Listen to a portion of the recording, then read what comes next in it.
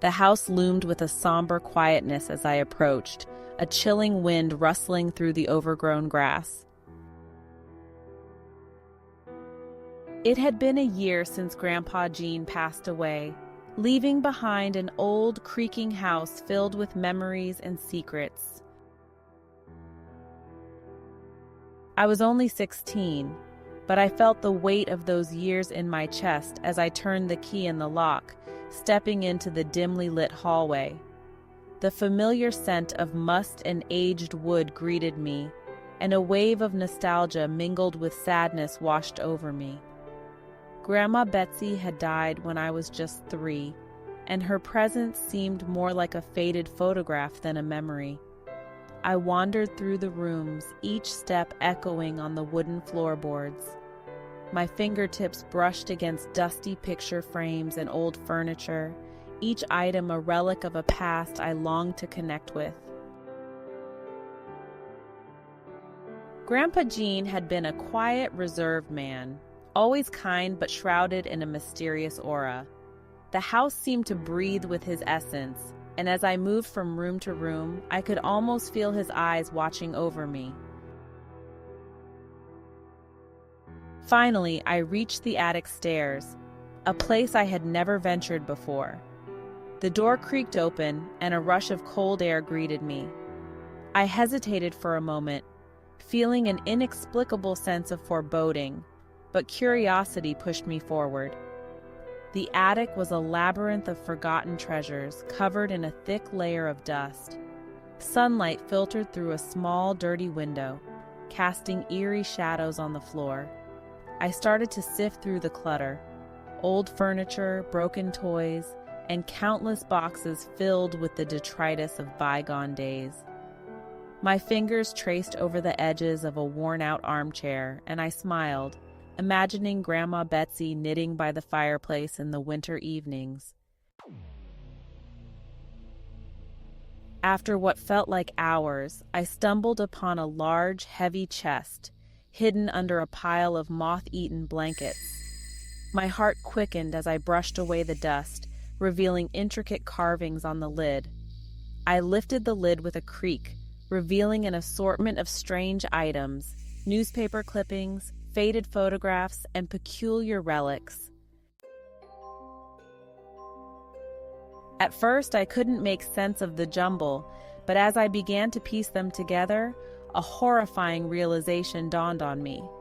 The newspaper clippings detailed a series of gruesome murders that had taken place over several decades. The victims were all young women, their lives brutally cut short by a killer who had never been caught. My hands trembled as I recognized Grandpa Jean in some of the photographs, standing in the background, always present but never noticed. The relics, locks of hair, pieces of jewelry, and other macabre trophies, suddenly took on a sinister meaning. I stumbled back, my breath coming in short, panicked gasps. The man I had loved and admired was a monster, a serial killer who had evaded capture for years. The weight of this revelation crushed me, and I felt the walls closing in, the attic suffocating me with its secrets. I had to get out. I had to tell someone. But as I turned to leave, the attic door slammed shut. My heart pounded in my chest as I raced to the door, pulling with all my strength, but it wouldn't budge. The air grew colder, and I could almost feel Grandpa Jean's presence, malevolent and angry. Panic set in as I realized I was trapped. In the corner of the attic, I noticed a small, old-fashioned telephone. Desperate, I picked it up and dialed my mom's number, praying for a connection. The phone rang once, twice, and then a voice answered, soft, almost a whisper. "Hello, Izzy." It was Grandpa Jean's voice, but it was impossible. He was dead. I dropped the phone, backing away, my mind racing. The shadows in the attic seemed to grow, stretching towards me, and I felt a cold hand on my shoulder. I screamed and bolted towards the window, the only source of light. With all my might, I smashed it open, the glass shattering around me. Ignoring the cuts on my hands, I climbed out onto the roof, the cool evening air a stark contrast to the oppressive attic. I carefully made my way down the trellis, my heart racing until I finally reached the ground. I ran to the nearest neighbor's house, pounding on the door until they answered. Through tears and gasps, I told them everything. The police were called, and the investigation that followed confirmed my worst fears. Grandpa Gene had indeed been the elusive killer, his dark deeds hidden away in the shadows of the attic.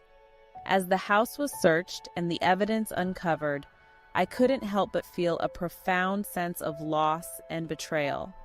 The man I had adored was gone, replaced by a monster I could barely comprehend. The attic, once a place of curiosity and mystery, was now a tomb of horrors, a place where the shadows of the past had come to life. In the months that followed, I struggled to reconcile the memories of my loving grandfather with the reality of his crimes. The house was sold, the attic sealed off, and I moved on with my life, but the scars remained. Grandpa Gene's shadow still lingered in my mind, a reminder of the darkness that can hide behind the most familiar faces.